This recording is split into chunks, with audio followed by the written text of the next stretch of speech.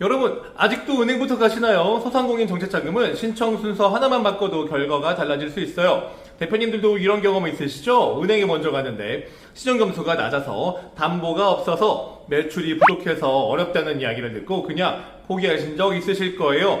그런데 알고 보면 처음부터 순서가 잘못된 경우가 정말 많죠.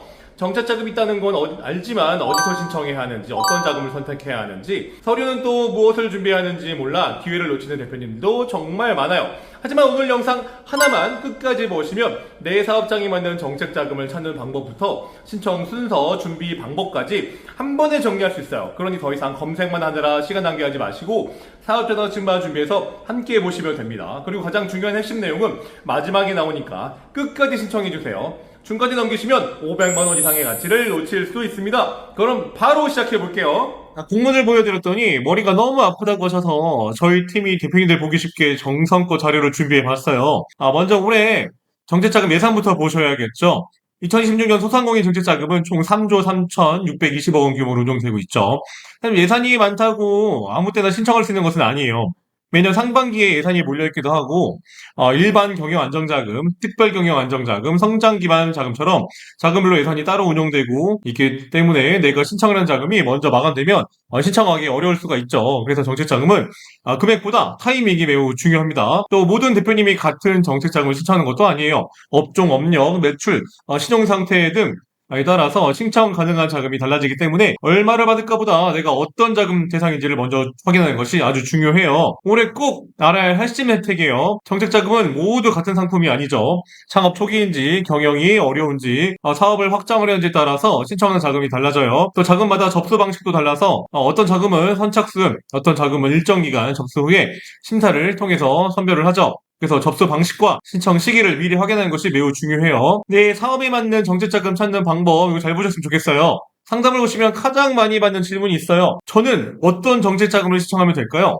하지만 정책자금은 모든 사업장이 같은 상품을 신청하는 게 아니죠. 업종, 업력, 매출, 신용상태, 기존 대출에 따라서 신청 가능한 자금이 달라져요. 병원에서 먼저 진단을 받는 것처럼 사업장을 먼저 진단한 뒤에 가장 적합한 정책자금을 선택하는 것이 중요해요. 일반 경영 안정자금은 운영비나 원재료 구입 등 사업 운영을 위한 가장 기본적인 정책자금이에요. 다만 모든 사업장이 대상은 아니며 3분기도 오픈되자마자 빠르게 마감될 만큼 경쟁이 엄청 치열했어요. 긴급 경영 안정자금은 재난이나 급격한 경영 악화로 어려움을 겪는 사업장을 지원하는 정책 자금이에요. 모두 운영 자금이지만 대상과 목적은 다르기 때문에 현재 사업장 상황을 먼저 확인하는 것이 중요하겠죠. 상담이 가장 많은 자금이 바로 대환대출하고 신용취약 소상공인 자금이에요. 고금리 대출로 좀 부담이 되신다면 대환대출을 먼저 검토해 보셨으면 좋겠고요. 하지만 모든 대출이 대상은 아닙니다. 또 신용점수가 낮다고 해서 정책자금까지 모두 안 되는 것은 아니에요. 사전 교육 좀 의수하시고 신용점수, 기존 대출 등을 좀 확인한 뒤에 신청해보는 것이 좋겠죠. 지금부터 설명드린 자금은 모든 대표님이 대상은 아니에요. 하지만 해당되면 꼭 확인해보셔야 됩니다. 청년고용 연계 자금은 청년 대표자나 청년 근로자들을 고용한 사업장을 위한 정책자금이에요. 장애인 기업 지원 자금은 장애인 기업을 대상으로 운영되고 제도전 특별자금은 폐업 이력이 있거나 업종 전환을 하셨거나 채무 조정 등을 거친 대표님들이 검토해볼 수 있는 정책자금이죠. 소공인 특화자금은 제품을 생산하는 제조업, 소공인을 위한 정책자금이에요. 제조업 기반 사업장이라면 기술보증기금, 중소벤처기업 진흥공단 자금과 함께 검토해보시는 것을 추천드립니다. 혁신성장 촉진자금은 1초 컷! 신청 경쟁이 매우 치열한 자금이에요. 소상공인이시면 꼭 신청해보셨으면 하는 자금이고 지난 영상에서 핵심 노하우까지 담았으니까 이거 꼭 신청해보셨으면 좋겠습니다. 다만 음식점업은 이전보다 신청 기준이 굉장히 좀 까다로워졌죠. 웬만하면 좀 안 해주려 그래요. 배달앱이나 스나스토어 실적만 가지고는 이제는 신청이 좀 어려워졌다는 점 미리 꼭 체크해 주셨으면 좋겠어요.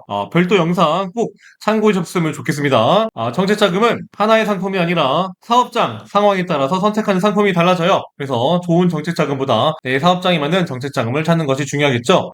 정책자금의 가장 큰 장점은 낮은 금리예요. 하지만 모든 대표님이 같은 금리를 적용받는 것은 또 아니죠. 조건은 충족하면 금리 우대를 받을 수도 있습니다. 0.5%, 1% 차이도 수천만 원, 1억 원 이상 대출에서는 이자 부담이 크게 달라질 수 있어요. 금리 우대 여부 꼭 확인해 보셨으면 좋겠어요. 사업자 자격증이 있다고 누구나 정책자금을 신청할 수 있는 게 아니죠. 업종, 기존 정책자금 이용 이력을 체크를 하시고 현재 사업장 상황에 따라서 신청 제한이 될 수도 있어요. 또 심사 과정에서 추가 자료를 요청받은 경우도 있죠. 단순히 인터넷 정보만 믿기보다 우리 사업장이 실제 대상인지 먼저 확인해 보는 것이 매우 중요하다고 볼 수 있죠. 전 항상 신청보다 진단이 먼저라고 말씀을 좀 드리고 있어요. 정책자금은 신청만 한다고 끝이 아니에요. 왜 자금이 필요한지, 어디에 사용할지, 어떻게 상환할지를 미리 준비해야 심사도 훨씬 수월해집니다. 또 체납이 있는지, 부가세 신고 자료와 신청 요건 등을 평소에 좀 정리해 두시면 새로운 정책자금이 나왔을 때 좀 빠르게 대응할 수 있죠. 결국 준비된 사업장이 승인 가능성도 높아집니다.